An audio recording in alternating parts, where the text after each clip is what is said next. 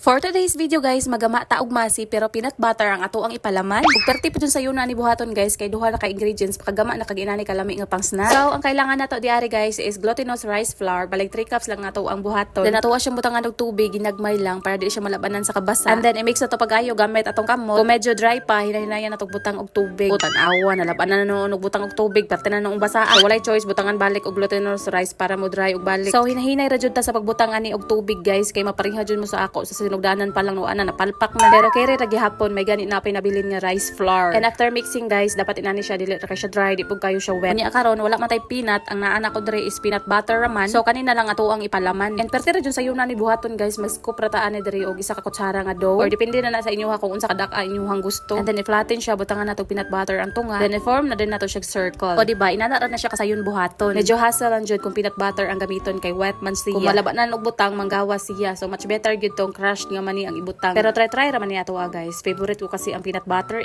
char. And sa kakanin isa jud ning masi sa ako ang pinaka-paborito. Kaysa magsiging og palit ani ang magbuhat na lang ta matagbaw patagkaon. So after na tog form aning circle guys, magpainit at tagtubig kay atuon na ning lutoon. Dali og sayon ra jud kayo ni siya lutoon guys kay igo ra ni siya palutawon. And as you can see, dagan-dagan pa bi akong nahimo sa 3 cups of rice flour. And kaning brown guys, na mixan din nako peanut butter ang dough mo ning inani ang color. Og ang ilhanan daw ani kung luto na mura daw ni siya palitaw manglutaw. So kay nang lutaw naman ni siya tanan atuon na ni siya pangwaon og pabugnawon. Lami na kay siya tanawon guys, pero ato sa ning pabugnawon kay ato ang i-wrap og cling wrap. Ug para po dili siya magdikit. And usually biasa na maligya og masino kay ginaputos nila og cling wrap. Pwede ra po dahon sa saging kung wala may cling wrap. So nagdali og take og video ani guys kay ako ang anak gahulat kay kakanuno na kuno siya. And kanilang masi guys, popular din nga kakanino labi na sa Cebu. Pero ang ginagamit nila nga palaman ato is crush nga mani with sugar. Maghimo ra niya kog ginatupohon pambaligya. Pero lami po niya ako ang ginabuhat karon guys, di kay siya tamis. Favorite kayo sa ko ang anak. Lami ni siya i-apil sa handa sa New Year.